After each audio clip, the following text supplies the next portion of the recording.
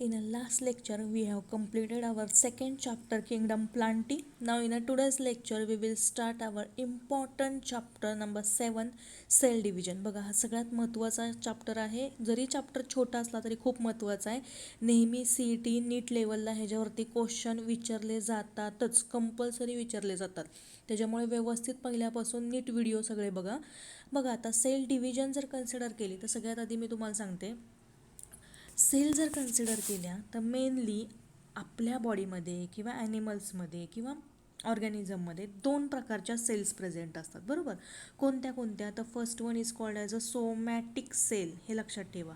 पहिली सेल कोणती आहे? सोमॅटिक सेल आहे. आणि दुसरी कोणती आहे? जर्म सेल आहे. अशा दोन प्रकारच्या सेल्स बॉडीमध्ये प्रेझेंट असतात. आता सोमॅटिक सेल जर कन्सिडर केली तर सोमॅटिक सेल म्हणजे कोणती सेल? की ज्याच्यामध्ये आपले डोक्यापासून ते पायापर्यंत जेवढ्या पण काही सेल्स प्रेझेंट आहेत, these are all somatic cells. हे लक्षात ठेवा. फक्त एक्सेप्ट कन्सिडर केली, म्हणजे एक्सेप्शनल केस कन्सिडर केली तर जर्म सेल्स सोडून जेवढ्या पण काही सेल्स आहेत, these are all somatic cell. म्हणजे लक्षात आलं का? बघा, मग तुमची डोक्याच्या केसांचे सेल्स डोक्याच्या ब्रेनमधल्या सेल्स असतील, त्यानंतर बाकीच्या सगळ्या सेल्स असतील, त्या ह्या सगळ्या म्हणजे पूर्ण बॉडी ही सोमॅटिक सेलनी बनलेली असते. आणि जर्म सेल, आता जर्म सेल म्हटलं की त्याच्यावरती लक्षात द्या, नेहमी रिप्रोडक्शन लक्षात ठेवा. म्हणजे ज्याच्यामध्ये मेल असेल तर स्पर्म, बरोबर, आणि फिमेल असेल तर एग, अशा दोन सेल्स असणार आहेत, बरोबर. लक्षात येते का? बघा, त्याला आपण जर्म सेल्स म्हणतो. मग ह्या दोन सेल सोडून ज्या पण काही सेल्स असतात, these are called as a somatic cell. आता नेहमी लक्षात ठेवा, सोमॅटिक सेलमध्ये मायटॉसिस हे होत असतं. आता हे लक्षात ठेवा शब्द, मायटॉसिस. मला वाटते 10वीमध्ये तुम्ही ऑलरेडी हे मायटॉसिस मिओसिस सेलचं स्टडी केलेलं आहे. त्याच्यामुळे व्यवस्थित लक्ष द्या मी काय सांगते. सोमॅटिक सेलमध्ये नेहमी मायटॉसिस होत असतं. म्हणजे सोमॅटिक सेलमध्ये काय होत असतं? जिथं ग्रोथ आणि डेव्हलपमेंट आहे, लक्षात येते का? बघा, जिथं ग्रोथ आणि डेव्हलपमेंट आहे तिथे नेहमी काय होणार आहे? मायटॉसिस होणार आहे सेलमध्ये. लक्षात येते का? बघा. आणि मिओसिस म्हणजे जिथे रिप्रोडक्टिव्ह ग्रोथ होते, बरोबर. रिप्रोडक्टिव्ह ग्रोथ जिथं होते म्हणजेच ज्यावेळेस फर्टिलायझेशन होतात, म्हणजे स्पर्म आणि एग ज्यावेळेस मिळतात, हे तुम्हाला माहिती आहे, झायगोट तयार होतं त्याच्यापासून, बरोबर. म्हणजे अशा वेळेस काय होणार आहे? इथं मिओसिस होणार आहे. म्हणजे लक्षात आलं का? बघा, थोडक्यात ज्यावेळेस ग्रोथ सेल्स असतील किंवा रिप्रोडक्टिव्ह सेल्स असतील, लक्षात येते का? बघा, रिप्रोडक्टिव्ह सेल जिथं असतील तर तिथे नेहमी काय होणार आहे? मिओसिस होणार आहे. आणि जिथं ग्रोथ आणि डेव्हलपमेंटचा प्रश्न येतो, आता ग्रोथ आणि डेव्हलपमेंट म्हणजे काय? तर बघा, झायगोट सुरुवातीला तयार होतो. आता हे तुम्हाला मी सांगते डीपमध्ये. झायगोट जर कन्सिडर केला तर झायगोट आपल्याला माहिती आहे कसा तयार होतो? ज्यावेळेस स्पर्म आणि एग दोघे मिळतात, बरोबर, इट फॉर्म्स झायगोट. आणि झायगोटचं फर्दर डेव्हलपमेंट काय आहे? एम्ब्रियो, बरोबर. म्हणजेच फॉर एक्झाम्पल बघा, आता इथं झायगोट तयार झाला आणि एम्ब्रिओ तयार झाला की एम्ब्रिओला हळूहळू मग काय होतं? तर बॉडी पार्ट्स तयार होतात. म्हणजे हात, पाय, जो कोण मुलगा किंवा मुलगी असेल, बरोबर, जो बेबी असेल तो, त्यानंतर त्याचं डोकं, नंतर सगळे बॉडी पार्ट्स तयार होतात, बरोबर, ज्यालाच आपण एम्ब्रिओ म्हणतो, बरोबर. मग हे जे डिव्हिजन आहे, लक्षात आहे का? बघा, म्हणजे ग्रोथ आणि डेव्हलपमेंटचं आपण आत्ता बघतोय. म्हणजे डेव्हलपमेंट एम्ब्रिओची ज्यावेळेस होईल, लक्षात येते का? बघा, आता एम्ब्रिओची डेव्हलपमेंट होतीये म्हणजेच तिथं मायटॉसिस होणार आहे. म्हणजे सेल तिथं काय होणार आहेत? हळूहळू डिवाइड व्हायला सुरुवात होणार आहे थ्रू मायटॉसिस. हे लक्षात ठेवा. म्हणजे लक्षात येते का? बघा, आता मायटॉसिस झालं, एम्ब्रिओ डेव्हलपमेंट झाला, त्यानंतर चाइल्डची त्या बर्थ झाली. बर्थ झाल्यानंतर पण बघा, लहान मुलांमध्ये जी हाईट वाढते, त्यानंतर हळूहळू वेट वाढतं, बरोबर. आता हाईट आणि वेट तुम्हाला माहिती आहे की एक ठराविक वयापर्यंतच इन्क्रीज होतं, बरोबर. मग हे जी ग्रोथ आहे बॉडीमधली, तर this is because of the mitosis. लक्षात आलं का? बघा, म्हणजे सेल इथं डिवाइड होतीये आणि हे कुणा थ्रू होतीये? तर मायटॉसिस थ्रू होतीये. लक्षात येते का? बघा, म्हणजे थोडक्यात मला काय सांगायचं आहे, लक्षात आलं का? बघा, टोटल बॉडीमध्ये दोन सेल्स असतात असं मी सांगितलं. एक आहे ती सोमॅटिक सेल आणि दुसरी जी आहे ती मी सांगितलं जर्म सेल, बरोबर. सोमॅटिक सेलमध्ये नेहमी लक्षात ठेवा मायटॉसिस होईल, जर्म सेलमध्ये नेहमी लक्षात ठेवा मिओसिस होईल, बरोबर. आता मी सांगितलं तुम्हाला, सोमॅटिक सेल म्हणजे जिथं सेलची ग्रोथ आणि डेव्हलपमेंट होईल तर तिथे मायटॉसिस होणार आहे. आणि जिथं सेल काय होईल तर डिप्लॉइड होईल. लक्षात येते का बघा, म्हणजे मेल आणि फिमेल जर कन्सिडर केला तर तिथं स्पर्म आणि एग ज्यावेळेस मिळतील आणि झायगोट तयार होईल, तर अशा वेळेस मात्र काय होणार आहे, मिओसिस होणार आहे. लक्षात येते का बघा, साधं सोपे कन्सेप्ट आहेत मायटॉसिस आणि मिओसिस. म्हणजे एवढंच डोक्यात ठेवा, जिथं ग्रोथ आणि डेव्हलपमेंट आहे तिथे मायटॉसिस आहे, जिथं डुप्लिकेशन होणार आहे तिथं मिओसिस आहे. लक्षात आलं का बघा, साधं सोपे कन्सेप्ट आहेत. हा खूप महत्त्वाचा चॅप्टर आहे, पहिल्यापासून नीट व्यवस्थित बघा आणि काही डाऊट असेल तरी विचारा. नेहमी नीटला किंवा CETला ह्याच्यावरती क्वेश्चन विचारलाच जातो. टोटल नीटला ह्याच्यावरती 2 क्वेश्चन्स येतात आणि 8 मार्काचे क्वेश्चन येतात, म्हणजे एक क्वेश्चन 4 मार्काला असतो, बरोबर. हे माहिती आहे आपल्याला नीटला.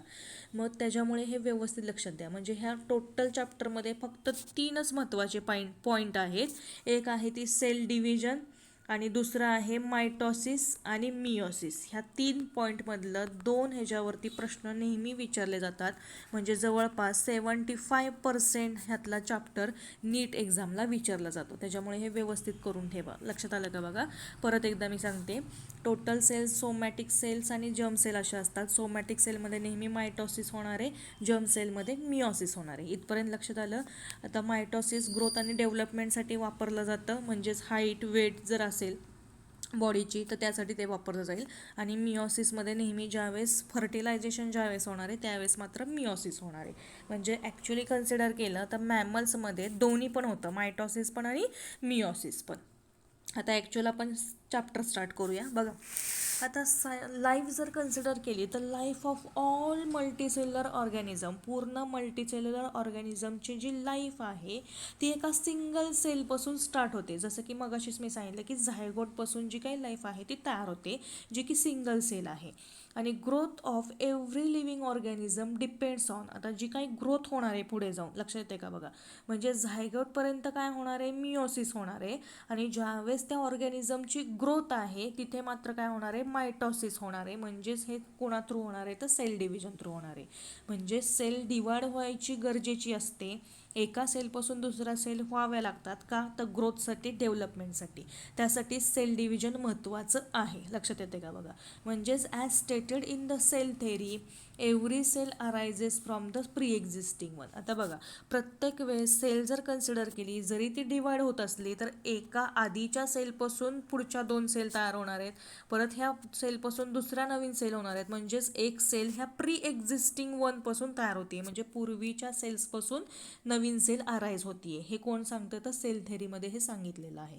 म्हणजे थोडक्यात तुमच्यात लक्षात आलं का की सेल डिव्हिजन किती महत्त्वाची आहे, कारण त्याच्यापासूनच आपली लाईफ स्टार्ट होणार आहे आणि त्यापासूनच लाईफ एंड होणार आहे. लक्षात येते बघा. एकदम सोपे कन्सेप्ट आहेत सेल डिव्हिजनचे. आता सेल सायकल बघू आपण आधी. सेल डिव्हिजन चालू करण्याच्या आधी थोडीशी सेल सायकल स्टडी करूया. बघा, सेल सायकल म्हणजे काय तर डेफिनेशन लक्षात ठेवा. Sequential events occurring in the life of a cell is called cell cycle. Sequential events occurring in the life of a cell. आता सेल एखादी डिवाइड व्हायला सुरुवात करणार आहे तर त्यासाठी ती थोडंसं प्रिपरेशन करते, बरोबर. आता तुम्ही पण बघा, जसं एक्झाम येईल जवळ, बरोबर, त्याच्या आधी प्रिपरेशन करायला सुरुवात होता. म्हणजेच ही काय तर थोड्याशा इव्हेंट्स आहेत. मग सुरुवातीला तुम्ही काय करणार, लेक्चर ऑब्झर्व करणार, त्याच्यापासून नोट्स तयार करणार, नोट्स तयार केल्यानंतर स्वतःचा सेल्फ स्टडी करणार, नंतर थोडंसं प्रिपरेटरी टेस्ट म्हणजे प्रिलिमिनरी टेस्ट वगैरे तुम्ही आधी देणार, जेणेकरून तुम्ही स्वतः तयार आहेत का हे बघणार, आणि मग फायनल एक्झामला जाणार, बरोबर. मग अशा प्रकारे तुम्ही सुद्धा प्रिपरेशन करता, बरोबर. आणि काही सिक्वेन्शियल इव्हेंट्स करता ना, का डायरेक्ट तुम्ही काहीच अभ्यास न करता प्रिलियम एक्झाम देता, असं होत नाही ना, बरोबर. किंवा डायरेक्ट तुम्ही फायनल एक्झाम देत नाही अभ्यास न करता. मग काही थोड्याशा सिक्वेन्शियल इव्हेंट्स असतात ना. मग तशाच प्रकारे सेल जर कन्सिडर केली तर cells also show sequential events पूर्ण त्यांच्या लाईफमध्ये, आणि त्यालाच म्हटलं जातं cell cycle. That one is called as a cell cycle. आता सेल सायकल जर कन्सिडर केली तर there are 2 phases of cell cycle. कोणत्या कोणत्या फेज आहेत, आता नावं लक्षात ठेवा. पहिली आहे इंटरफेज आणि दुसरी आहे एम फेज. लक्षात आलं का बघा. सेल सायकलमध्ये 2 मेन फेज आहेत, इंटरफेज, एम फेज. आता इंटरफेज जर कन्सिडर केली तर जी सेल आहे अंडर ग्रोथ ऑफ रेस्ट एकतर ती सेल काय करते, ग्रोथ दाखवते किंवा रेस्ट दाखवते ॲज पर नीड. म्हणजे त्या सेलला काय गरज आहे किंवा तिथल्या पार्टला काय गरज आहे, एकतर ती सेल ग्रोथ दाखवेल, वाढेल, किंवा शांत राहील, रेस्टिंग करेल. लक्षात येते का बघा. मग त्याला म्हटलं जातं इंटरफेज. आणि एम फेज जर कन्सिडर केली तर द सेल अंडरगोज डिव्हिजन. आता एम फेज म्हणजेच ऑलरेडी तुम्ही 10th स्टँडर्डमध्ये स्टडी केलेले मायटॉसिस असेल किंवा मिओसिस असेल. लक्षात येते का बघा. मग त्यामध्ये प्रोफेज, ॲनाफेज, टिलोफेज, मेटाफेज ह्या सगळ्या फेजेस तुम्ही स्टडी केलेल्या आहेत. एम फेज म्हणजेच आपण काय म्हणतोय, मायटॉसिस आणि मिओसिस, ज्याच्यामध्ये सेल डिव्हिजन दाखवते. आता इंटरफेज जर कन्सिडर केली तर interphase alternates with the period of division. इंटरफेजचंच पुढे जाऊन कन्व्हर्जन कशामध्ये होतं आहे, तर एम फेजमध्ये होतं आहे. आता सगळ्यात आधी आपण बघू इंटरफेस. त्यासाठी एक डायग्रॅम बघा म्हणजे तुमच्या लक्षात येईल. बघा, सेल सायकल जर कन्सिडर केली तर अशा फेज आहेत. हे जे तुम्हाला दिसतंय हे पूर्णपणे जी आहे ती इंटरफेज आहे, बरोबर. ही पूर्णपणे काय आहे, इंटरफेज आहे, जी की कशी असते, लॉंग असते. लॉंग म्हटलं मी म्हणजे खूप मोठी असते. त्याचं सेल सायकलचं ड्युरेशन जे आहे ते खूप मोठं आहे. आणि सगळ्यात जास्त सेल जी ॲक्टिव्ह असते ती ह्या इंटरफेजमध्ये असते. लक्षात येते का बघा. म्हणूनच ह्याला प्रिपरेटरी फेज असं पण म्हटलं जातं. बघा मी काय म्हणते, म्हणूनच ह्याला प्रिपरेटरी फेज असं पण म्हटलं जातं. जे की मी तुम्हाला सांगितलं बघा, एक्झामला जायच्या आधी तुम्ही प्रिपरेशन करणार आहे, बरोबर. आणि मग फायनल एक्झाम म्हणजेच ती किती असणार आहे, मायटॉसिस असणार आहे म्हणजेच, किंवा मिओसिस असणार आहे म्हणजे फायनल एक्झाम. तसंच सेलमध्ये सुद्धा आपण काय म्हणतोय, तर इंटरफेज ही काय आहे, प्रिपरेटरी फेज आहे. आता इंटरफेज जर कन्सिडर केली तर interphase is the stage between two successive cell division. दोन सेल डिव्हिजन म्हणजे जिथं मायटॉसिस किंवा मिओसिस होणार आहे, तर ह्यामधली जी फेज आहे त्याला आपण काय म्हणतोय, इंटरफेज म्हणतोय.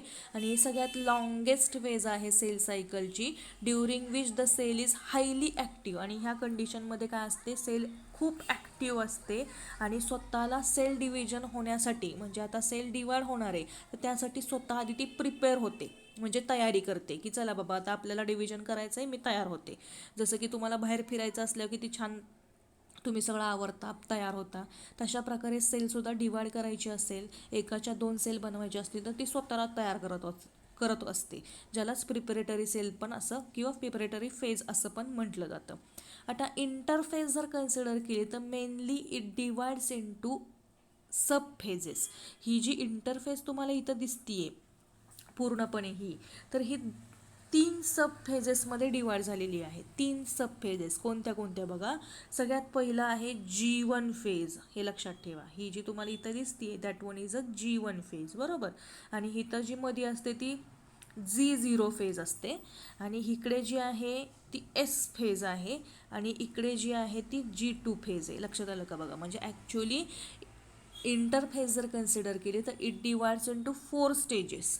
पण इथे मात्र दाखवताना किती दाखवलेल्या आहेत, 3 स्टेजेस दाखवलेल्या आहेत. कोणत्या, G1, S आणि G2. पण मात्र G0 फेज ही अजून एक फेज आहे जिथं सेल पूर्णपणे रेस्ट करते किंवा ती सेल डिवाइड होण्याचं थांबवते. आता हे सगळं आपण नीट डिस्कस करणार आहे. आत्ता एवढंच लक्षात ठेवा, इंटरफेज जर कन्सिडर केली म्हणजे हे पूर्ण जी तुम्ही बघताय ही इंटरफेज आहे सेल सायकलची, बरोबर. म्हणजे सेल आता डिवाइड व्हायला सुरुवात होणार आहे, मग त्याच्या आधी ती थोडंसं प्रिपरेशन करणार आहे डिवाइड होण्याच्या आधी. लक्षात येते का बघा. That one is called as a interphase.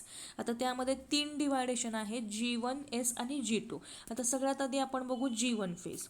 आता G1 फेज जर कन्सिडर केली तर G1 phase is also non as first gap period किंवा फर्स्ट ग्रोथ पिरियड. G1 फेजला आपण काय म्हणतोय, फर्स्ट गॅप पिरियड म्हणतोय किंवा त्याला फर्स्ट ग्रोथ पिरियड असं पण म्हटलं जातं. लक्षात येते का बघा. आता ही जी G1 फेज आहे ती इमिजिएटली कधी चालू होतीये, तर ज्यावेळेस सेल डिवाइड होणार आहे म्हणजे जिथं मायटॉसिस होणार आहे ॲक्च्युअल, तर त्याच्यानंतर लगेचच काय होतीये, G1 फेज चालू होतीये. मग G1 फेजमध्ये काय होतं, तर जी काही सेल आहे ती सुरुवातीला काय करते, तर RNAचं सिंथेसिस करते, म्हणजेच RNA तयार करते. आता तुम्हाला माहिती असेल RNA हा प्रोटीन तयार करण्यासाठी वापरला जातो. मग RNAचे ॲक्च्युली 3 टाईप्स आहेत, हे पण तुम्हाला माहीत असेल. mRNA, बरोबर. त्यानंतर RNA आणि तिसरा टाईप आहे tRNA. हे तिन्ही सुद्धा RNAचे जे टाईप्स आहेत ते प्रोटीन सिंथेसिससाठी, प्रोटीन तयार करण्यासाठी बॉडीमध्ये किंवा सेलमध्ये आवश्यक आहेत, लागणार आहेत. म्हणून मग बघा, सेल डिवाइड होण्याच्या आधी काय करत असते, तर सेलला RNA सिंथेसिस करावं लागतं, म्हणजे RNAचं तयार करावं लागतं. लक्षात येते का बघा. म्हणजे G1 फेजमध्ये काय होणार आहे, RNA सिंथेसिस होणार आहे, म्हणजेच mRNA, rRNA आणि tRNA तयार होणार आहेत. त्यानंतर प्रोटीनसुद्धा ते सिंथेसाइज करतात. आता RNA तयार झाला आहे म्हणजे ऑब्वियसली प्रोटीन ते तयार करणार आहेत, बरोबर. मग प्रोटीनसुद्धा ती फेज काय करते, तयार करते. म्हणजे G1 फेजमध्ये RNA तयार होतो, प्रोटीन तयार होतो. त्यानंतर membranes, synthesis of membranes during this phase. Even ह्या फेजमध्ये जे मेम्ब्रेन्स आहेत, मेम्ब्रेन्स म्हणजे ज्या सेल ऑर्गॅनिलीच्या भोवती जे मेम्ब्रेन लागतं, बरोबर, तर हे सुद्धा तयार करण्याचं काम हे G1 फेज करत असते. लक्षात येते का बघा. म्हणजे इतकं साधं सोपं आहे. G1 फेजमध्ये काय काय सांगितलं बघा. सेलची ग्रोथ, नॉर्मल सेल फंक्शन तिथं होतं, सेलची ग्रोथ होते, RNA प्रोटीन सिंथेसिस होतात, सेल मेम्ब्रेन तिथं तयार होतं आणि सेल ऑर्गॅनिली जी आहेत त्या डुप्लिकेट होतात. म्हणजे एकाच्या 2 सेल ऑर्गॅनिली तयार होणार आहेत. असं का होणार सांगा बरं. साधं सोपं आहे. कारण पुढे जाऊन ही सेल काय होणार आहे, एकाच्या 2 सेल्स तयार करणार आहे, बरोबर. म्हणजे ह्या एका सेलमध्ये जर न्यूक्लियस असेल तर ह्या दोन्ही सेलमध्ये न्यूक्लियस जावा लागेल. मग त्यासाठी ह्या सेलला 2 न्यूक्लियस तयार करावे लागतील. म्हणजे जेवढ्या पण काही सेल ऑर्गॅनिलियाज आहेत त्या डुप्लिकेट व्हाव्या लागतील, डबल व्हाव्या लागतील ना. त्याशिवाय मग सेल डिवाइड होणार आहे का, एकाच्या 2 सेल तयार करणार आहे का. लक्षात येते का बघा. म्हणजे साधं सोपं आहे. G1 फेजमध्ये जेवढ्या पण सेल ऑर्गॅनिली आहेत, मग मायटोकॉन्ड्रिया असेल, गॉल्गी बॉडीज असतील, जेवढ्या पण काही सेल ऑर्गॅनिली आहेत त्या डबल होतात. कारण त्या परत पुढे जाऊन डिवाइड होणार असतात सेपरेट सेलमध्ये. लक्षात आलं का बघा. मग ते सगळं कुठे होतं आहे, तर G1 फेजमध्ये होते. आता ही जी G1 फेज आहे त्याला किती वेळ लागतो, तर साधारणपणे 8 आवर्स किंवा त्यापेक्षा थोडा जास्त वेळ लागेल. म्हणजे लक्षात येते का बघा. एवढं सगळं होण्यासाठी त्या सेलला G1 फेजला 8 आवर्सची गरज असते. 8 तासामध्ये ते होऊ शकतं डुप्लिकेशन. लक्षात येते. पण ॲक्च्युअल तुम्हाला हे माहिती आहे का, हे झालं मॅमेलियन सेलबद्दल. म्हणजे जी मॅमल्समध्ये सेल असते त्याला पूर्ण सेल डिव्हिजनला तुम्हाला माहिती आहे का, थोडं तुमचं एक्स्ट्रा नॉलेज तुम्हाला सांगते. टिपिकल मॅमेलियन सेल जर कन्सिडर केली तर 24 आवर्समध्ये सेल सायकल कंप्लीट होते. बघा, typical mammalian cell it completes life cell cycle in to 24 hours. पण ईस्ट सेल जर कन्सिडर केली, आता ईस्ट म्हणजे तुम्हाला माहिती आहे, बरोबर, इडली डोसा ढोकळामध्ये जे वापरलं जातं, तर त्याला फक्त सेल सायकल कंप्लीट करायला 90 मिनिट्स लागतात. लक्षात आलं का बघा. पण काही अशा सेल्स आहेत जे वर्षानुवर्ष घेतात पूर्ण सेल सायकल कंप्लीट करायला. जसं की लिव्हर. आता लिव्हर तुम्हाला सगळ्यांना माहिती आहे, मॅमल्समध्ये म्हणजे जे ह्युमन बिंगमध्ये प्रेझेंट असतं, तर त्याला मोर दॅन इयर म्हणजे कितीतरी वर्ष त्यांना लागतात सेल सायकल कंप्लीट करायला. म्हणजे काही सेल्स बघा 90 मिनिट्समध्ये पण होतील, काही सेल्सला 24 तास लागतील आणि काही सेल्सला वर्ष पण लागतील. लक्षात येते का बघा. म्हणजे प्रत्येक सेलची जी सेल सायकल आहे त्याचं ड्युरेशन जे आहे, टाईम जे आहे ते वेगवेगळे आहे. म्हणजे थोडंफार इथं तुम्हाला सांगते मी की मॅमेलियन सेल जर कन्सिडर केली तर टोटल तुम्हाला इथं आवर्स दिले आहेत बघा. G1 फेजसाठी 8 आवर्स लागतात. म्हणजे G1 फेज लक्षात आली का बघा, साधं सोपं आहे. त्यानंतर सेकंड वन आहे एस फेज. S phase.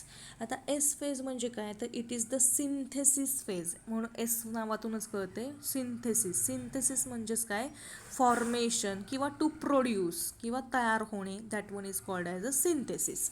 आता टू प्रोड्यूस म्हणजे काय, तर कशाचं प्रोडक्शन होणार आहे, कशाचं सिंथेसिस होणार आहे, तर इथे मात्र DNA रेप्लिकेट होणार आहे. DNA रेप्लिकेट होणार आहे. आता रेप्लिकेशन म्हणजे काय, तर एका DNA पासून 2 DNA मॉलिक्युल्स तयार होतात. That one is called as a DNA replication. साधं सोपं आहे.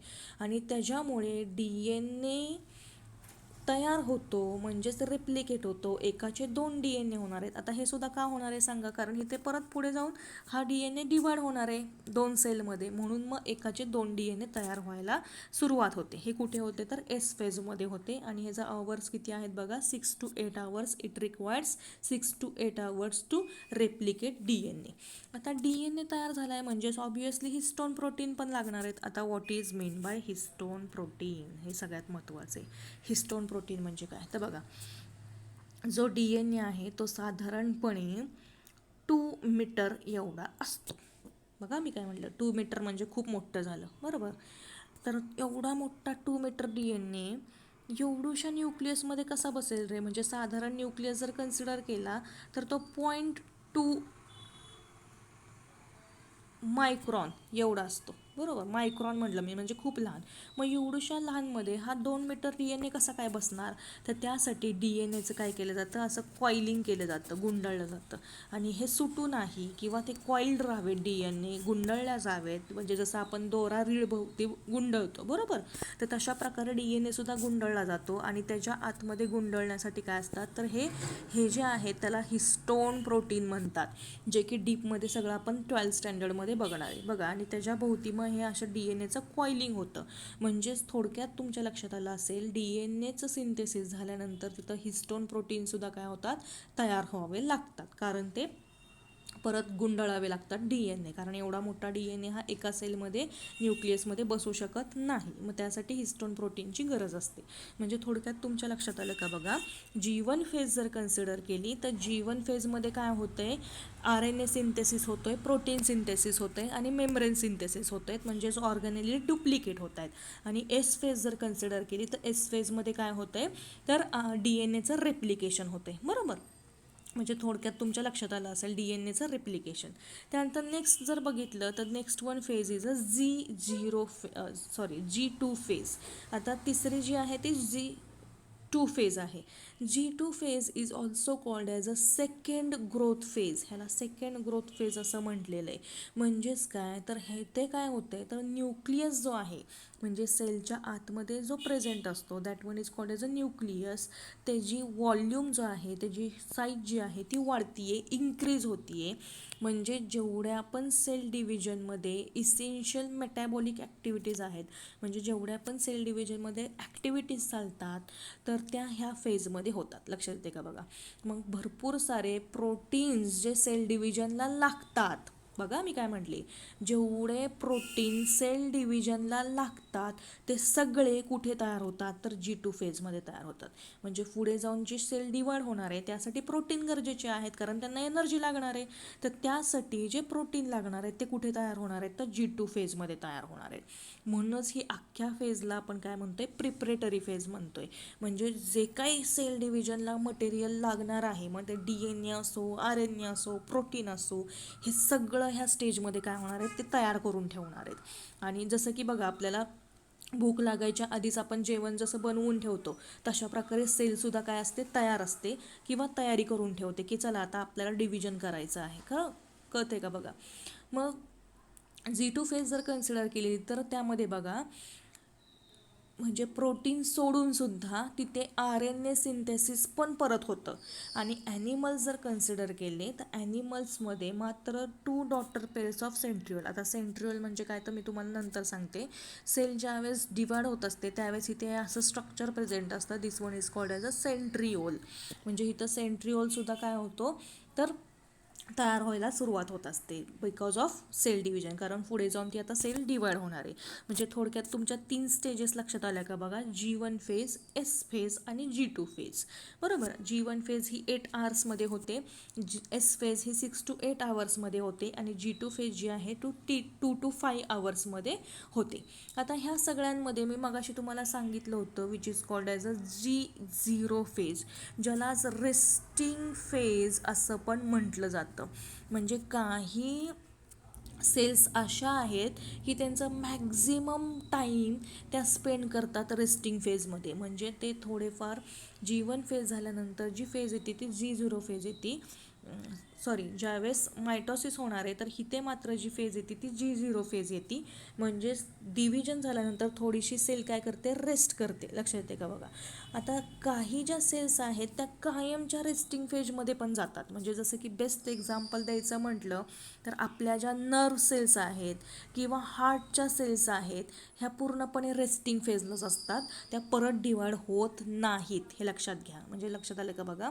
मग काही वेळेस नीटला अशा प्रकारे क्वेश्चन विचारला जातो की which cells is completely goes into the resting phase. तर आन्सर काय सांगणार, नर्व सेल्स किंवा हार्ट सेल्स जर असतील तर त्या पूर्णपणे रेस्टिंग फेजला जात असतात. म्हणजे त्या पूर्णपणे सेल डिव्हिजन थांबवतात, पुढे जाऊन त्यांचं परत सेल डिव्हिजन होत नाही, हे लक्षात घ्या. म्हणजे बॉडीमध्ये नर्व सेल्स आणि हार्ट सेल ज्या आहेत त्या रेस्टिंग फेजला जातात, पण काही ज्या सेल्स आहेत त्या थोडासा जास्त गॅप घेतात आणि काही सेल्स आहेत त्या पटकन G1 फेजमध्ये एंटर करतात डिव्हिजन नंतर लगेचच.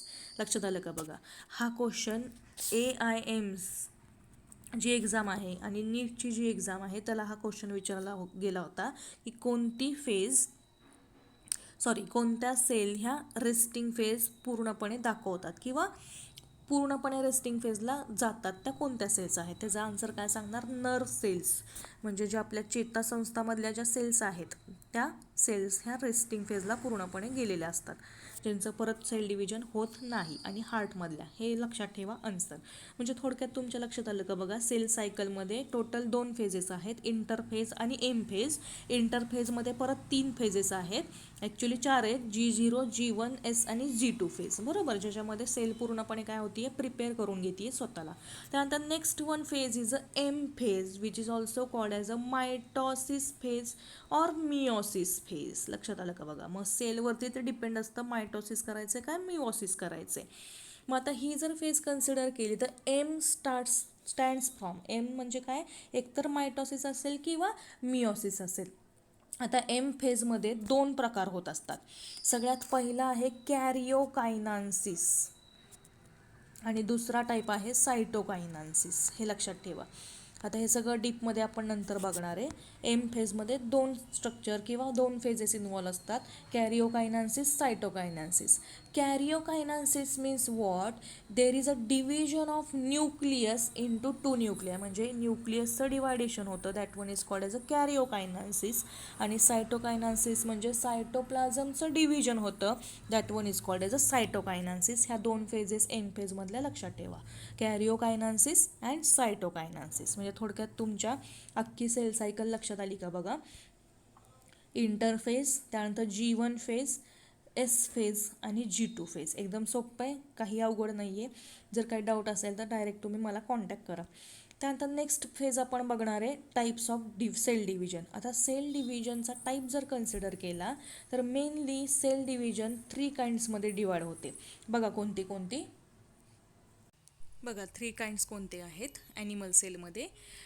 त्यामध्ये बघा अमायटॉसिस ऑर डायरेक्ट डिव्हिजन ज्याला म्हटलं जातं, amitosis or direct division, mitosis ज्यालाच इनडायरेक्ट डिव्हिजन म्हटलं जातं, आणि meiosis is called as a reductional division. आता इथं रिडक्शनल डिव्हिजन का म्हटलेलं आहे, जे की पुढे आपण बघणार आहे मिओसिसमध्ये. म्हणजे इथे काय होतं तर एकाच्या 2 आणि 2च्या 4 हॅप्लॉइड सेल्स तयार होतात. So it is also called as a reductional division, जे की डीपमध्ये आपण नंतर बघणार आहे. आत्ता एवढंच लक्षात ठेवा, सेल डिव्हिजन जर कन्सिडर केली तर त्यामध्ये 3 टाईप्स आहेत, अमायटॉसिस, मायटॉसिस आणि मिओसिस, बरोबर. आता मायटॉसिस जर कन्सिडर केलं तर मायटॉसिस जे आहे ते haploid as well as diploid सेल्समध्ये होतं. पण मिओसिस जर कन्सिडर केलं तर meiosis can be perform by diploid cells only. बघा लक्षात येते का, मायटॉसिस जे आहे ते हॅप्लॉइड आणि डिप्लॉइड सेलमध्ये होतं आणि मिओसिस जे आहे ते फक्त डिप्लॉइड सेलमध्ये होतं. आता हनीबीज जर कन्सिडर केल्या तर त्यामध्ये ड्रोन्स, बघा ड्रोन्स म्हणजे काय, धड ते मेलही ते फक्त मेल असतात जे की फर्टिलायझेशनमध्ये पार्ट घेत नाहीत, ज्यांना स्टराईल पण म्हटलेलं आहे. ते नेहमी कसे असतात तर हॅप्लॉइड अनफर्टिलाइज एग्सपासून तयार झालेले असतात. किंवा मार्केन्शिया जर कन्सिडर केला, बरोबर, तर मार्केन्शिया मध्ये काय होतं तर haploid spores form gametophyte by mitosis. ह्यामध्ये हॅप्लॉइड स्पोर्स जे तयार होतात ते मायटॉसिस थ्रू होतात. लक्षात येते का बघा. त्यानंतर नेक्स्ट डीपमध्ये आपण बघू सगळ्यात पहिला type amitosis. Now see here what is mean by amitosis. It is the simplest mode of cell division. आता हे अमायटॉसिस म्हणजे काय तर सेल डिव्हिजनचा एकदम साधा सोपा मोड आहे. अमायटॉसिसच्या वेळेस बघा काय होतं, सुरुवातीला न्यूक्लियस जो आहे तो इलॉंगेट होतो आणि नंतर सायटोप्लाझम डिवाइड व्हायला सुरुवात होते. लक्षात येते का बघा. हे जर बेस्ट एक्झाम्पल जर तुम्हाला द्यायचं म्हटलं अमायटॉसिसचं तर अमेबा, बरोबर. आता अमेबामध्ये तुम्हाला माहिती आहे, अमेबा जर कन्सिडर केला तर थोडंसं तुम्हाला डायग्रॅमॅटिक रिप्रेझेंटेशन मी दाखवते बघा. बघा आता फॉर एक्झाम्पल ही अमेबा आहे, बरोबर, आणि ह्या अमेबाच्या आतमध्ये न्यूक्लियस प्रेझेंट आहे.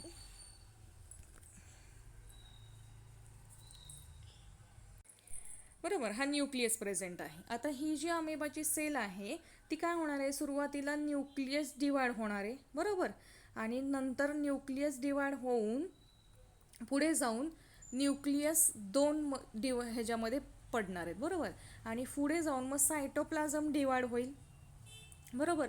म्हणजेच एकाच्या दोन अमेबा इथे फॉर्म होणार आहेत, which one is called as a mitosis. म्हणजे साधं सोप्पं तुम्हाला एक्झाम्पल दिलं अमेबाचं, एकदम सोपं आहे. म्हणजेच मायटॉसिस जर कन्सिडर केला तर this is the followed by the division of cytoplasm which results in the formation of 2 daughter cells. बघा आत्ताच मी सांगितलं की पहिल्यांदा न्यूक्लियस डिवाइड होईल, मग सायटोप्लाझम डिवाइड होईल आणि 2 नवीन डॉटर सेल्स तयार होतील जे की सेम त्यांच्या पॅरेंटसारख्याच त्या असणार आहेत.